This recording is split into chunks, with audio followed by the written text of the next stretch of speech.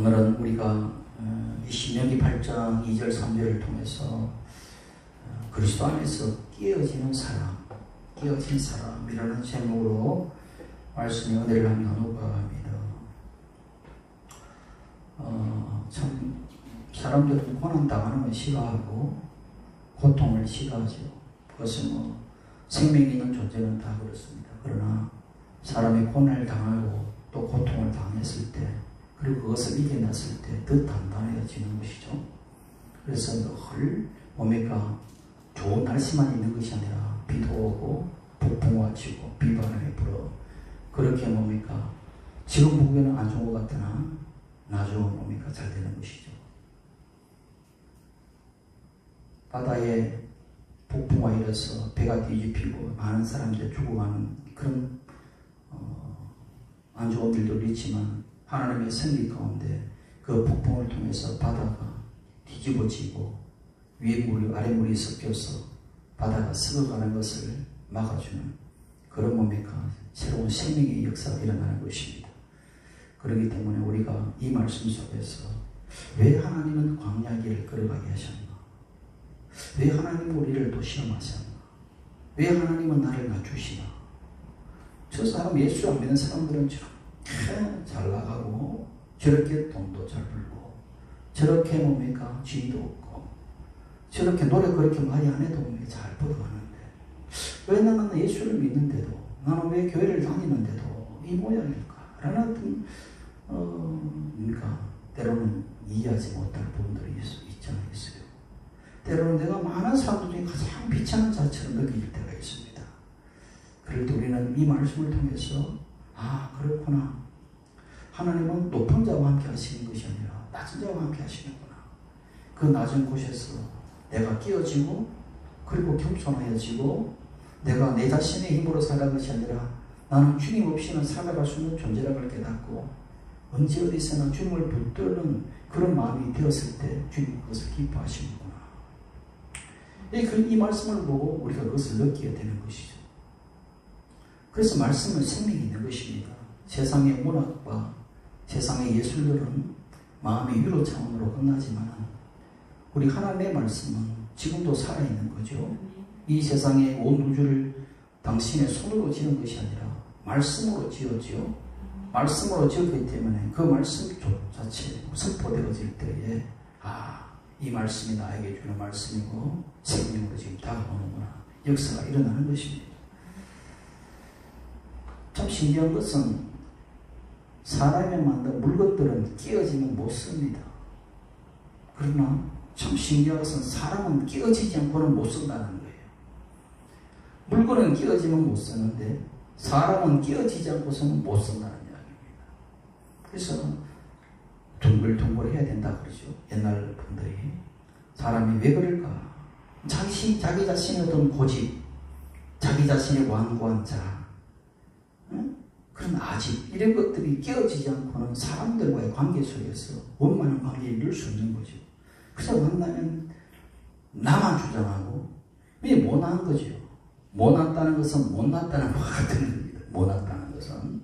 그래서 항상 지르는 거죠. 삐죽삐죽 튀어나와서 서로가 힘든 것입니다. 다들 남녀가 서로 사랑해서 결혼을 합니다. 그러나 결혼을 하지만은 서로 보면 나름대로의 살아온 인생들이 있고 가정 환경이 다르고 교육 환경이 다르고 문화가 다르고 가치관이 조금씩 다르다 보면 서로가 다름 때문에 뭡니까? 괴로운 거예요. 처음에는 육에 걸려서 얼굴이 예뻐서 멋있어서 이렇게 좋아하지만 결혼은 생활이란 말입니다. 그러다 보니까 서로 상대방에 서로를 지르는 거죠. 그러면 괴로운 것이에요. 그래서 못 살겠다. 헤어지고 또 만나고 이런 일들이 우리나라에도 이혼율이 그렇게 높다고 하잖아요. 근데 그렇습니다. 결혼은 사람이 결혼을 해야지 성숙해지는 거예요. 결혼을 해서 서로가 찔리면서 그렇게 끼어지고 그렇게 깎이면서 그렇게 둥글둥글 해가는 것이죠. 그렇게 갈 때 이제 인격이 성숙되어 가는 것이고 그렇게 내 자신의 어떤 고집들이 꺾여가는 것이고 그렇게 되는 것입니다. 그 이전에는 성과 악을 구도로서 서로 네가 옳으니 내가 옳으니 싸우다가 이제는 그래 저렇게 하는 것도 연약해서 넘어지는 거지. 옛날에는 아껴서 나쁘다고 생각했던 것이 이제는 생명 안에 들어오니까 연약하구나. 연약해서 저렇게 넘어지는구나. 그럼 내가 좀 붙들어줘야지. 내가 좀 덮어줘야지. 그래서 사랑은 허당한 허물을 덮는다는 것입니다. 율법은 허당한 죄를 들춰내는 거지만 사랑은 허당한 죄를, 허당한 허물을 덮는 것이죠. 왜? 그렇게 뭡니까? 악해서가 아니라 약해서 그런다. 저 마음이 어두운 것은 빛이 없어서다. 그리스도는 빛이기 때문에 저 마음이 저렇게 악하게 되고 저 마음이 저렇게 어두운 것은 빛이 들어가지 않기 때문이죠. 그럼 그리스도의 빛을 비추면 되는 것입니다. 그렇기 때문에 누가 악하다 선하다고 말하지 말고 악한 것이 아니라 약한 것이죠. 그래서 약한 자에게 그리스도의 빛이 주여 더 비춰지도록 저 혼돈하고 공허하고 절망에 혈감에 기쁨이 쌓여있는 저 심령에 지금 블랙홀과 같은 저 심령 위에 주님의 그 찬란한 빛이 비춰지게 하소서. 저들의 상태가 어떤지를 깨달아 그리스도 앞으로 나오는 그런 역사가 일어나기를 기도하게 되는 것입니다. 그것이 우리가 끼어진 자들의 생각인 거예요. 자기 생각만 옳고 자기만 선하고 자기 사상은 옳다고 고집하고 그것을 뭡니까 어떤 사람에게 힘으로서 완력으로서 그렇게 뭡니까 정복해 가려고 하면 그건 폭력이 되는 것입니다. 보세요. 알렉산더가 대왕이라고 그러지요. 어떻게 대왕입니까? 알렉산더는 이 헬라의 철학, 헬라 사상을 전파하기 위해서 자기의 어떤 사상을 전파하기 위해서 뭡니까? 저 미개한 종교를 가진 저 유대인, 히브리인들을 뭡니까? 강제로 예배당을 부수고 성전을 부수고 그렇게 뭡니까? 자기의 폭력으로서 헬라 제국을 건설하려고 하고 헬라 철학을 심으려했다는 것이죠. 이런 것들이 뭡니까? 자기의 사상은 옳다는 것입니다. 우리는 진리라는 것은 내가 옳다고 해서 그 힘으로서 그것을 폭력으로 수행하면 그건 이미 진리가 아닌 것입니다. 이슬람이 그렇잖아요. 내가 옳다고 말하고 나머지는 다 틀렸다고 할 때 그것은 코라는 아니면 칼을 받으라는 것입니다. 예수 그리스도의 복음은 그렇지 않죠. 예수 그리스도의 복음은 너가 죽을 것을 내가 죽는 거예요. 이 진리를 받으라고 이야기했을 때 안 받으면 그냥 돌아서는 것입니다. 근데 안 받으면 죽이려고 하는 거예요. 이것이 뭐 폭군이고 폭력이고 그것은 뭡니까 마귀의 생각이죠. 그것이 바로 뭡니까? 내만 옳다고 하는 것이 끼어지지 않는 사람의 특징이에요. 그래서 끼어지지 않는 사람들이 지도자가 되었을 때 어떤 일이 벌어집니까? 히틀러, 무솔리니, 스탈린, 마오쩌둥, 김일성. 그 사람들이 뭡니까? 내 사상이 옳고 내가 이 사상이 옳기 때문에 수많은 사람들을 다 죽였어라도 이런 세상을 만들어야 되라는 것. 그렇게 하는 것이죠. 옳은 일이었습니까? 살인마들이잖아요. 자기의 어떤 사람은 자기의 야욕, 자기의 욕망, 자기의 출세를 위해서 그럴듯한 명분을 삼아서 포장을 해서 그 뜻을 이루어가죠. 정치인들이 거의 다 그렇지는 않지만 정치꾼들이 그렇죠. 자기의 욕망, 자기의 출세, 자기의 명예, 자기의 권력을 위해서 명분을 찾는 것이죠. 그 명분에 자기가 얹어서 뭘 하려고 하는 것입니다. 이 모든 것이 뭡니까? 완고한 자기의 자아, 완고한 자기 자신을 세우려는 자기 나라를 세우려고 하고 자기 왕국을 건설하려고 하는 사울 같은 영이 가지고 있는 것입니다. 그런 사람들이 끼어져야 나라가 평안하고 그런 사람들이 끼어져야 가정이 평안하고 그런 사람들이 끼어져야 사회가 평안한 것입니다.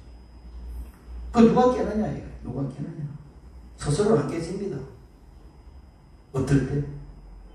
깨어지도록 만드는 것이다. 부서져야 하리. 그 부서진다는 것은 고통스럽지만 그 사람에게는 참 은혜로운 것입니다. 예수 믿는 사람들 감정을 들어보세요.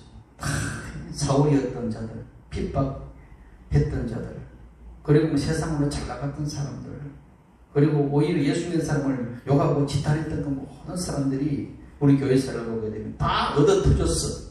끼어졌어. 주님을 만났어. 그 뒤로부터 새로운 인생을 살아가는 그런 사람으로 변화되는 거예요. 그러니까 이게 끼어진다는 것은 굉장히 복된 것이에요. 안 끼어지는 게 불행한 것이죠. 가을에 이제는 가을이 되면 추수가 되는데 가을에 좋은 햇빛만 있고 그리고 단비만 있으면 되겠습니까? 안 되죠. 인생을 살아가면서 바람이 있고 그렇게 폭풍우가 치고 그런 어떤 깎여져야지 사람이 온전한 사람이 되는 거예요. 우리가 구약을 보게 되면 하나님이 사용하시는 모든 사람도 끼어진 사람들이다. 끼어지지 않고는 하나님이 쓰시지 않는다. 대표적인 인물로 보세요. 야곱 같은 인물. 이 야곱 같은 이스라엘이라는 민족의 성조입니다. 성조. 정말 야곱은 고통의 세월을 보낸 사람이죠. 형하고 어릴 적부터 쌍둥이로 태어났지만 서열상 밀리게 되는 것이죠. 발 뒤꿈치를 잡고 태어나서 내가 형이 되어야 되는데 내가 장자가 되어야 되는데 그 어떤 뭡니까? 하나님의 어떤 약속도 있었지만은 야곱은 자기 스스로 하나님의 그 일을 이루려고 하는 것입니다. 하나님의 일을 이룬다는 것은 내가 하는 것이 아니에요. 하나님께서 이루신다는 믿음으로 가는 것이죠. 하나님이 말씀하셨고 내가 이루어야 되겠다는 것이 이 야곱의 기질입니다. 그것이 그리스도 안에서 끼어져야 되는 것입니다. 복음은 내가 하는 것이 아니에요. 나를 통해서 주님께서 하신다. 그것을 기다리지 못하는 것입니다. 그래서 하나님이 주신 것을 내가 이루려고 하니까 뭡니까? 분란이 일어나고 하나님이 내 아들을 주리라고 약속했는데 기다리지 못하고 내가 하려고 하니까 이스마엘을 낳는 거예요. 아니겠습니까? 하나님의 약속의 말씀이 있었지만 그것을 하나님의 때를 기다리는 지혜가 있어야 되는데 그것을 내가 섣불리 하려고 내 노력으로 내가 어떤 수단과 방법을 통해서 하려고 할 때 이스마엘이 태어나는 것입니다. 그리고 뭡니까? 내가 이루려고 할 때 에서와의 어떤 전쟁이 일어나는 것입니다. 고통이 일어나는 것입니다. 그래서 뭡니까? 장자의 목매를 거짓으로 빼앗고 난 다음에 형이 그 분노에 못 이겨서 죽이려고 하죠. 그 혈육의 어떤 전쟁이 벌어지게 되죠. 피해서 형이 낯을 피해서 외삼촌 라반의 집으로 도망을 합니다. 그리고 그 라반도 뭡니까? 강교한 사람이라 그 집에서 무슨살을 할 때에 그 라반의 딸이었던 둘째 딸이죠. 라헬을 사랑했어요. 그래서 라헬을 아내를 달라고. 그럼 대신 뭘 하느냐? 내가 7년 동안 내가 외삼촌의 집에서 임금 없이 내가 봉사하겠다. 그래 좋다. 그리고 열심히 7년 동안 7년을 하루같이 일했지만 결국은 어떻게 됩니까? 이 라반이 밤에 딱 자고 일어났더니 결혼식하고 자고 일어났더니 라헬이 아니라 그 언니 레아가 누워있는 것이죠. 이게 뭔 일이냐? 동생을 내가 달라고 했지 어째 언니를 달라고 했느냐? 우리 법도에는 언니보다 동생이 먼저 시집가는 것은 옳지 않기 때문에 그래서 언니를 너에게 줬다. 그러면 네가 나이를 원한다면 7년을 더 봉사해요. 7년을 또 하는 것이 그렇게 하고 그렇게 해서 20년 가까이를 무슨살을 합니다. 그것도 공짜로 버려먹었습니다. 하나님께서 긍휼을 베풀어줘. 그래서 얼룩한 양들, 염소들 그런 양들은 내 것으로 해달라고. 그렇게 해서 하나님께서 지혜를 줘서 그 20년의 고난의 세월을 겪고 난 다음에 그렇게 돌아오는 그 야곱의 인생. 그런 야곱이 있습니다. 그래서 이제 많은 양과 염소를 그리고 나타를 그렇게 나귀를 그렇게 많이 데리고 이제 자식들을 데리고 오지만 이제는 우리가 아버지의 집으로 돌아가는 그 여정 속에 마지막 관문 약복 나루가 있습니다. 그 강을 건너기 전에 형 에스가 40인의 군사를 데리고 온다는 것입니다. 400명의 군사를 데리고 온다는 것입니다. 400명. 나를 죽이러 온다는 이야기죠. 그러니까 굉장히 괴로운 것입니다. 이거 어떻게 해야 되느냐? 저 괘씸한 야곱을 어쨌든 간에 내가 죽여야겠다라는 어떤 형 에스의 어떤 분노. 그래서 어떻게 참지를 되느냐 고민하고 있어요. 그런데 밤에 어떤 사람이 야곱을 찾아옵니다.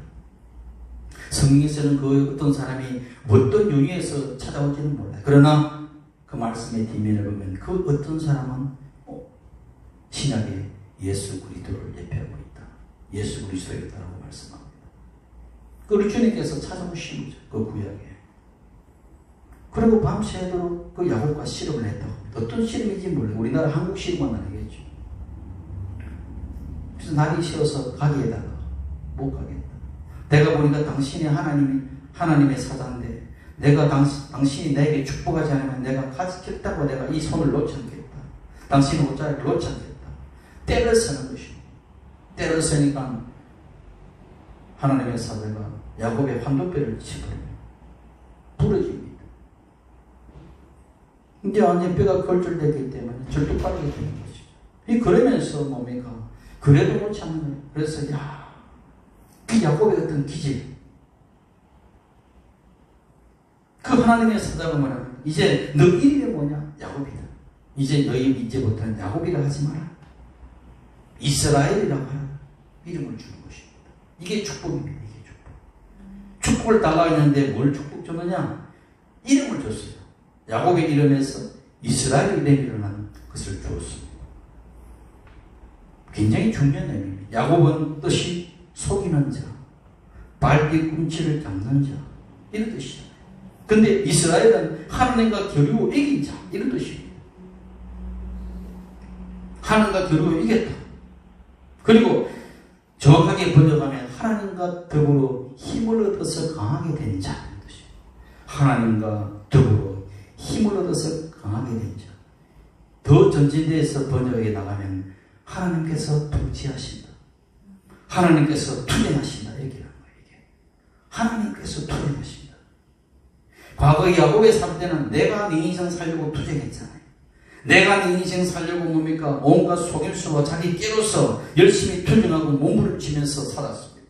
내 인생 내 것이라고 생각하면 내가 주장하면서 내 깨를 내고 내가 살았지만 이제는 이스라엘이 된 순간 이제 너 인생은 내 것으로 내가 이제부터 접수하고 이제 너 인생을 내가 하나님이 통치하겠다. 이제 너 인생은 하나님이 너 인생을 대신해서 내가 투쟁하겠다. 세상과 싸워주겠다는 것입니다. 이 엄청난 축복인 것입니다. 내가 내 인생을 살고 내가 내 대로 살 때는 고생 바가지였는데 이제 하나님께서 대신 나를 대신해서 대적과 싸워주시고 하나님께서 세상과 싸워주시고 투쟁하셔서 이제 나로 말미암아 승리의 길을 가게 하시겠다는 그 축복이 엄청난 축복인 것입니다. 이게 뭡니까? 그리스도를 만난 자의 축복인 것입니다. 야곱이 누구를 만났습니까?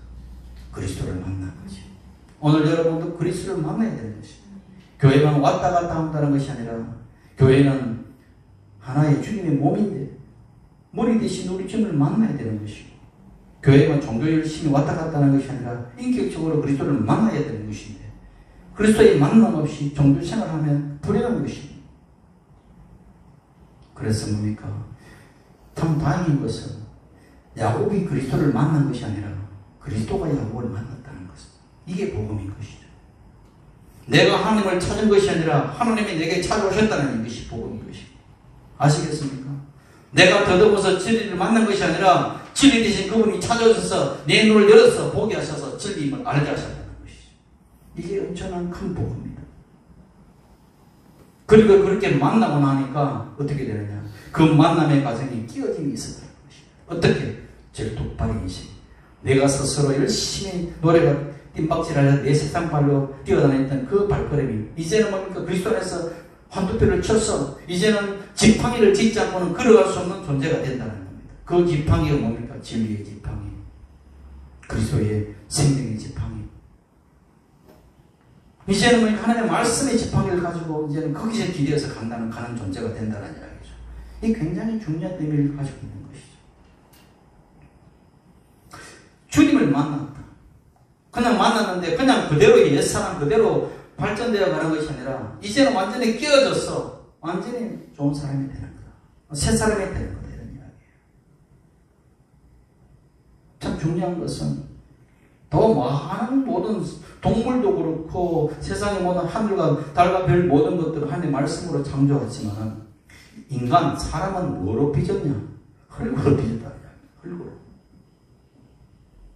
흙은 뭐예요? 가루는 거죠. 가루. 부서진 존재라는 거예요. 사실은 가루는. 흙은 부서진 거예요. 그러니까 인간의 본질은 부서져야 인간의 본질로 돌아간다는 것이 사실 내포되어 있는 거죠. 흙이라는 거죠. 그것이. 그리고 그리스도의 생명의 물을 받아서 빚어지는 것이죠. 아시겠습니까? 그리스도는 생명의 물이라. 그 생명의 물에 내가 부서진 흙의 존재가 다시 이겨져서 빚어지는 것이 사람인 것이고. 이게 뭡니까? 말씀 안에 준비되는 시기의 의미인 것이죠. 야, 그렇구나. 그렇구나. 그렇게 그리스도를 만나서 이제는 깨어지고, 이제는 야곱에서 이스라엘로 세 사람이 바뀌어지고 난 다음에 일어나는 현상이 이제 나의 대적이 친구로 변하는 것입니다. 나의 제덕들이 나의 보호자가 되는 것입니다. 정에서가 나를 죽이러 왔으나 그줄 뚝거리며 다가오며 머리를 조아리면서 내가 하나님의 얼굴을 뵙는 것처럼 그렇게 정 앞에서 머리를 조아리며 무릎을 꿇고 가는 그 야곱을 본 에서가 혈육의 정을 억제하지 못하고 가서 부족했던 눈물로 상봉하면서 이제는 내가 너희 보호자가 되어주겠다. 그래 바뀌어지는 것이고, 원수가 변하여 이제는 우리가 친구가 되는 것이고, 이게 깨어진 자의, 이스라엘로 변한 자의 축복의 역사가 일어나는 거예요. 여러분들의 삶 가운데도 그런 일이 반전이 일어나는 거예요. 사실은 그것은 그리스도를 만나고 깨어진 자들의 이야기입니다. 왜 안 깨어주려고 하는지 모르겠어요. 세상에서 깨어지면 절망으로 자살하지만 그리스도 안에 깨어지면 그때부터 새로운 새 창조의 역사가 일어난다. 굉장한 축복이라는 이야기입니다. 안 깨어지는 것이 그게 진짜 저주인 것입니다. 우리 예가 순복음교회의 모든 순도들이 그리스도 안에서 깨어지는 자의 축복이 누르시기를 예수 이름으로 축원합니다. 이런 이스라엘의 축복, 이 축복은 고난을 통해서만 주어지는 것입니다. 고난 없는 축복은 있을 수가 없어요. 많은 고난을 당할 때 많은 축복이 있다 생각하시면 돼요.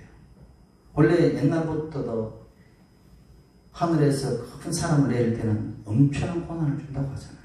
그런 것처럼 우리가 뭡니까? 이스라엘의 그 복을 받는 것은 이스라엘만큼의 그런 큰 고난의 무게를 통하여 우리가 받게 된다.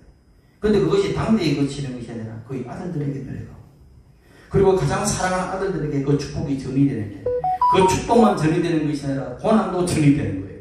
그 고난이 어떤 고난이냐? 자기 가장 사랑하는 아들, 11번째 아들 요셉에게 그 형들의 시샘을 받아서 뭡니까? 종으로 팔려가잖아요. 종으로 팔려갈 때에 그 얼마나 형들에 대한 배신감을 느낍니까? 그 형들에 대한 분노가 일거리시겠습니까? 보디발의 집에서 뭡니까? 10년 동안 종살이하면서 보디발의 아내에게 무고한 참소를 받아서 3년 동안 감옥 생활을 억울하게 합니다. 그런 어떤 13년의 어떤 고난, 그 고통, 말할 수 없는 마음의 어떤 심적 무게, 억울함, 분노, 이런 것들을 다 그 안에서 뭔가 삭혀내는 것이죠. 그러고 난 다음에 비로소 뭐가 되느냐? 지금으로 말하면 미국에, 전 세계를 미국이 지금 강대국이니까 그런 어떤 애국의 총리가 되는 1인지와 만인지상의 자리에 올라가는 것입니다. 그리고 그 가족만 구하는 것이 아니라 온 이스라엘 민족을 구원하는 구원의 통로가 되는 것입니다. 어떻게? 그 고난을 통해서. 배신의 고난, 고통, 종살이의 고난, 억울한 누명, 다 뭡니까? 그것을 뭡니까? 끼워지고 난 다음에 하나님은 축복의 통로, 구원의 통로가 된다는 것. 이것은 예수님의 같은 모습이죠. 애굽에서 이스라엘을 구출했던 모세도 보십시오. 모세도 마찬가지. 처음에는 뭡니까? 바로의 궁에 들어가서 40년 동안 떵떵거리고 살았겠죠. 좋은 교육도 받고 금수저처럼 살았죠. 그러나 자기가 어떤 사람인지를 알고, 아, 물에서 건진받은 모세구나. 나는 원래 족속이 히브리인이구나. 히브리임을 자각하고 난 다음에 이제 이스라엘, 이 히브리인들을 새롭게 이제 우리가 해방시켜야 되겠다는 그 젊음의 마음에 피끓는 의심이 불타오르는 것이고, 지금으로 말하면 애국심이죠. 그래서 뭡니까? 우리 히브리 사람을 핍박하는 애국인을 돌로 쳐서 죽이죠. 그러고 난 다음에 묻어버립니다. 근데 그것을 발각되고 난 다음에 바로가 그것을 알고 이제 그것을 살인자로 이제 잡으려고 하죠. 그래서 모세는 어떻게 합니까? 40년을 이제는 광야에서 도망자의 시작되는 것입니다. 도망을 쳐서 미디안 광야에서 살아요. 이제 모세의 삶도 40년의 훈련 과정이 광야입니다. 미디안 광야. 이드로라는 어떤 집에서, 사람의 집에서 40년을 처가살이 하게 되는 것이죠. 어떤 목동으로서. 당시의 목동은 가장 비천한 직업입니다. 그렇게 살았어요. 반전이죠. 40년은 부유하게 살았지만 40년은 뭡니까? 처가살이, 뭡니까? 남의 더부살이 신세로 살아가면 철저히 깨어집니다. 과거에 그 참아했던 것은 과거의 한때였다. 이제는 뭡니까? 내가 후반전 80까지 완전히 자기는 가시 같은 인생길을 살아가는 것입니다. 그렇게 철저히 깨어지고 나가는 사람이 뭘 하겠어요? 이제는 과거에는 내가 이 나라, 이 백성들을 내가 구원하겠다는 거룩한 품을 보았지만 이제 내가 하겠다는 그 용기, 그런 어떤 마음의 어떤 거룩한 꿈까지도 다 부서지고 없어진 상태에서 주님께서는 부를 때 어떻게 부르느냐? 가시떨기 불 가운데서 부르는 것입니다. 왜 하나님은 백향목도 있고 좋은 나무들도 많을 텐데 감는 나무도 많고 많은데 해필 왜 가시떨기에서 가시덩굴 같은 그 불 속에서 나타나셨을까? 그래서 우리가 알 수 있는 것이요. 우리 인생의 한 단면인 것이죠. 너희들이 가는 그 인생이 가시덩굴 같은 인생. 수고하고 무거운 짐을 지고 가는 그런 수고의 떡을 먹으며 가는 그런 고난의 길이 아니냐. 그 가운데 뭡니까? 하늘의 불을 내린다는 거예요. 그 가운데 하늘의 임재가 내리면 성령의 불이 내린다면 그 성령의 불이 내리는 그 순간부터 이제 새로운 사역이 열린다는 거예요. 새로운 인생의 틈이 풍요가 열린다는 이야기입니다. 그게 굉장히 중요한 이야기입니다. 여러분 인생에서 매일 안 좋은 일만 있을 수 없는 것입니다. 그 고난의 가시밭길을 걸어갈 때 하늘의 불이 떨어지면 그때부터 새로운 인생의 반전이 시작되는 것입니다. 이리로 오라, 내 신을 벗어나야 되는 것입니다. 그로부터 하나님의 어떤 사역이 시작되고 하나님보다 쓰임받는 거룩한 그릇이 되고 깨끗한 그릇이 되고 위대한 그릇으로 바뀌어지는 것입니다. 이거 어디서 어떻게 됩니까? 40년이라는 고난의 세월이 있었기 때문에 그렇게 바뀌어지는 거예요. 그런데 하나님의 40년의 훈련 과정은 또 다른 40년을 위한 하나의 예비적 훈련이었다는 것을 알아야 돼요. 왜? 이스라엘 백성들이 광야 생활 몇 년 합니까? 출애굽하고 난 다음에 40년 동안을 광야에서 생활합니다. 그래서 오늘 읽었던 본문이 야훼께서 이 40년 동안에 내게 광야를 걷게 하셨다는 것을 기억하라. 모세가 40년의 광야에서 살아야 삶은 40년 앞으로 살아가는 그 광야 속에서 훈련받은 그 과정들을 예비적 훈련이었다. 야, 그렇구나. 그래서 40이라는 숫자는 우리 인생에 살아가는 연수에 생각합니다. 100살을 살아도 120년을 살아도 하는 눈에 40인 것입니다. 왜? 살아는 것은 세상을 이야기하는 의미고 10이라는 것은 완전한 수예요. 그 사람이 10살에 살았던 10년을 살았던 100년을 살았던 하나님 눈에서는 40인 것이고 왜? 40이라는 살아는 것은 동서남북 세상을 이야기하는 것이고 열이라는 온전함을 독하여 세상에 사는 그 온전한 삶을 40이라고 부르는 거예요. 그러니까 그 모든 우리 인생의 삶들은 광야의 길인 것입니다. 그냥 광야의 길을 가더라도 우리가 뭡니까? 불행하지 않은 것은 그 광야길에서 뭡니까? 물을 만나느냐? 하늘의 만나도 만나고 반석의 물도 만나고 마르에서 물이 방물도 되고 하늘에 뭡니까? 그 만나를 통해서 생명의 떡을 공급받고 여러분 우리 인생에 살아가면서 생명의 떡을 공급받지 않습니까? 어디로? 그리스도의 말씀의 생명의 떡으로. 어디서? 반석에서 물을 내신 그 그리스도의 생명의 물로 우리를 먹고 마시며 광야를 걸어가는 존재가 되는 것입니다. 이것이 이스라엘을 통하여 우리 인생의 모든 전반에 어떻게 살아가는 것을 하나님께서는 이스라엘 백성을 통하여 우리에게 보여주시는 하나의 단적인 이야기다. 굉장히 의미 있는 이야기죠. 왜 그렇게 하셨을까? 사람이 떡으로만 사는 것이 아니라 하나님의 입에서 나오는 말씀으로 산다. 만나신 그리스도의 말씀으로 산다. 오늘도 이 말씀을 여러분의 영으로 받아 먹자. 그러면 여러분 살아가는 것입니다. 왜 그렇게 시련을 주고 왜 그렇게 고난을 주셨는가? 하나님의 목적은 고생하는 것이 인생의 목적이 아니라 하나님의 목적은 마침내 복을 주시기 위함이라. 성경 말씀은 그렇게 합니다. 너희가 고난받는 것은 그렇게 훈련되고 단련되어 서 마침내 복을 주시기 위함이다. 할렐루야. 바뀌어지는 것이고, 그리스도 없이 당하는 고난, 그리스도 없이 당하는 고통은 절망으로 사망이지만, 저주이지만, 그리스도 안에서 당하는 고난, 그리스도 안에서 맞는 고통은 생명이라는 것입니다. 이것이 주께 주시는 말씀, 이것이 복이라는 것입니다. 사람들이 고난 없이, 고통 없이 되보십시오. 못 씁니다. 돈 주고 오십시오. 그냥 육신의 정욕으로 씁니다. 안목의 정욕으로 씁니다. 권력 주고 오십시오. 그걸 위해서 백성들을 위해서 쓰는 것이 아니라 자기를 위해서, 자기 욕망을 위해서 쓰는 것입니다. 그러나 고난의 떡을 먹고 고난의 길을 걸어가는 사람들은 그것이 다 깎여서 이제는 하나님의 뜻을 이루는 자가 되는 것입니다. 이게 복이라는 것입니다. 그래서 예수 안에서 하나님이 사랑하는 자, 하나님을 사랑하는 자, 곧 그 뜻대로 부르심을 입은 자들에게는 모든 것이 협력하여 선을 이루느니라. 좋게 된다는 하나님은 선하신 하나님, 하나님은 좋으신 하나님. 그래서 우리 끝까지 하나님 우리를 잘되게 하십니다. 아시겠습니까?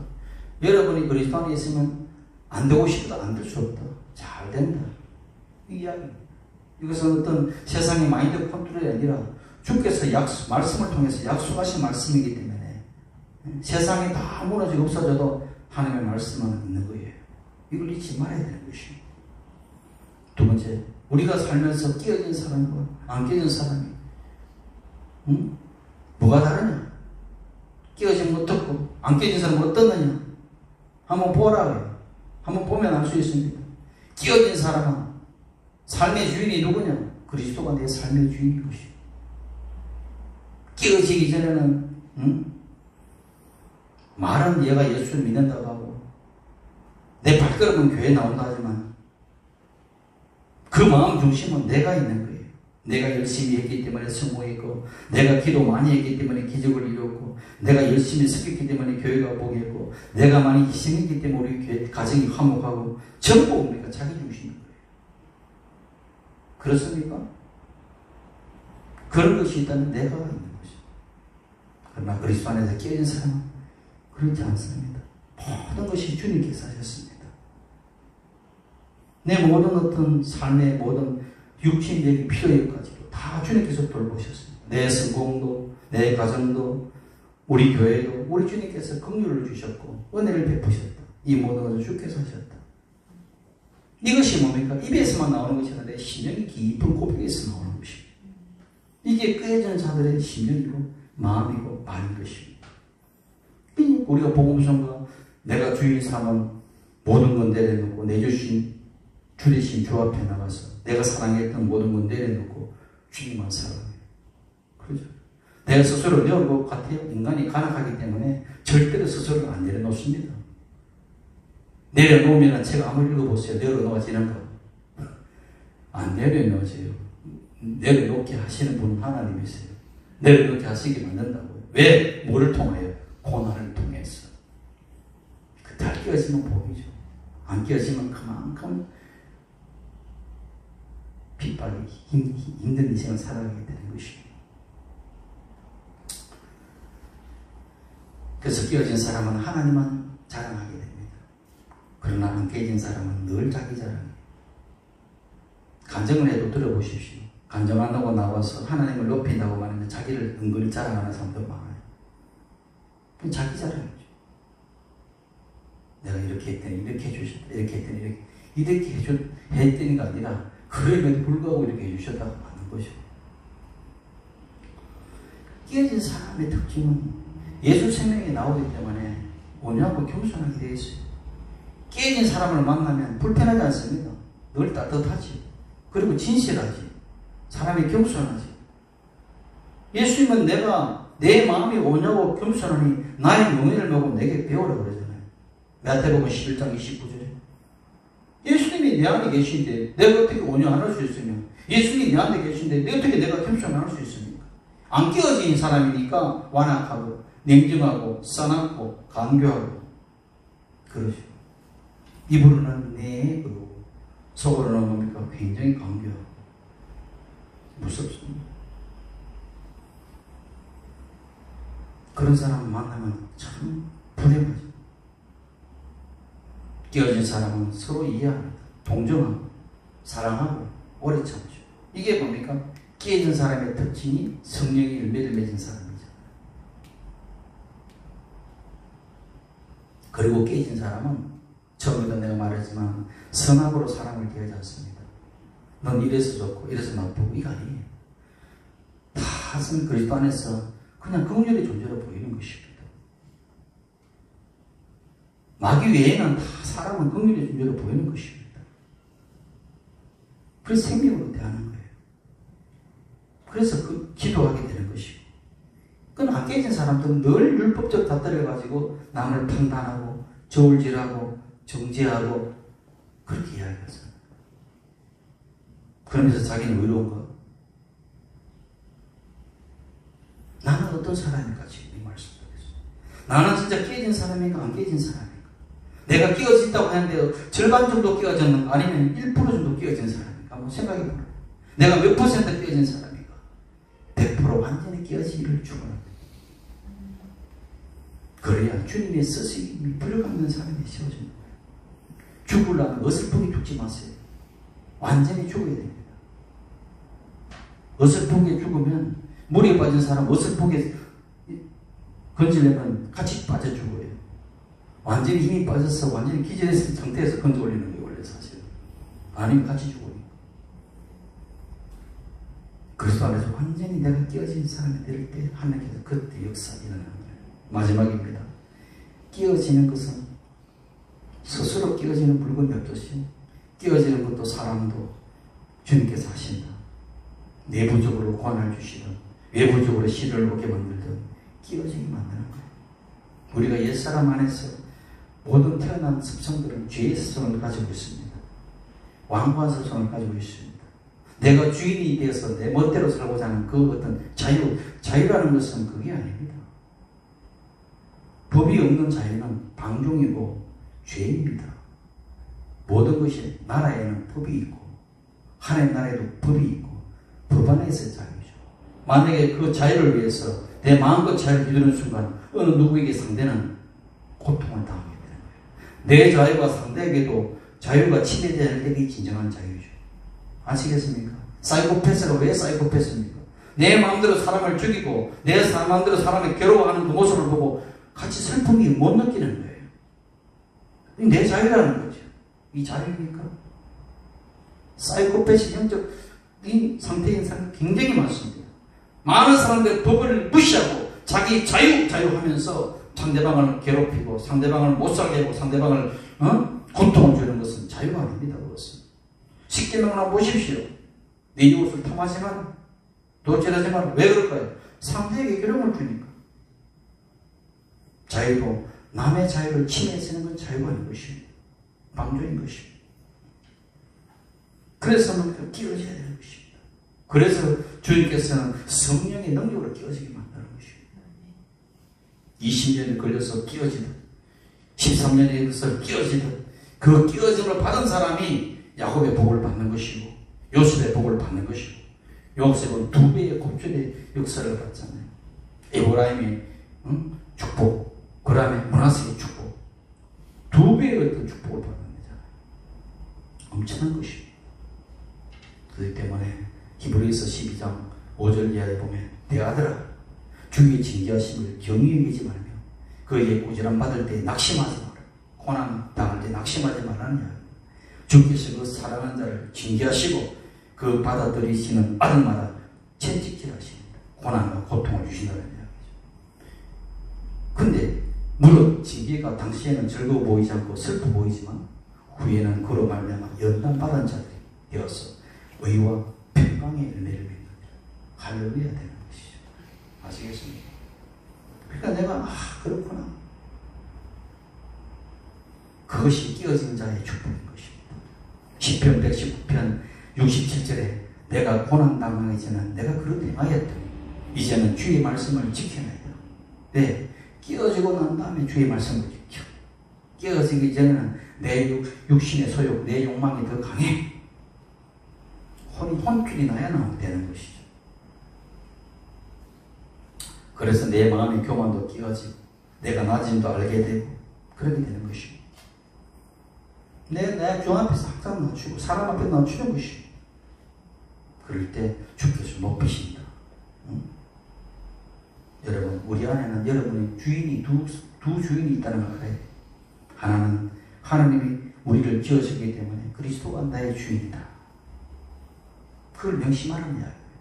그러나 믿음의 초보일 때는 뭐냐? 그리스도가 주인임을 알아요. 그렇지만 그 주인이 내가 주인이 되고 싶을 때가 많다는 이야기예요. 내가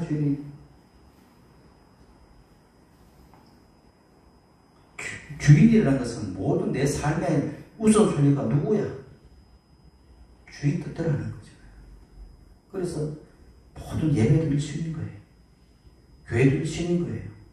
내가 아무리 결혼식이 있고 또 뭡니까? 뭐 있다더라도 그것은 2차적인 것입니다. 가장 1차적인 것은 내가 이 시간만큼은 주 앞에 온전히 드리려는 1순위 돼야 돼요. 1순위는 아니고 0순위가 돼야 되는 거예요. 이게 그리스도가 내 주인이라는 삶의 모습인 것입니다. 내가 주인인 것은 그래 내 어떤 시간 되면 가지. 이건 주인이 아니죠. 이런 것들이 싸우게 되는 것입니다. 그것이 뭡니까? 내 안에 사울의 영과 다윗의 영이 싸우는 거예요. 사울은 자기의 왕국을 세우려고 하는 영이고 다윗은 하나님의 나라를 세우려고 하는 영이잖아요. 다윗으로 오신 그분은 누구냐? 그리스도가 다윗의 영이죠. 그렇기 때문에 그가 내가 싸울 때 처음에는 사울이 이기는 것 같지만 결국 다윗이 이기게 됩니다. 이게 복음이죠.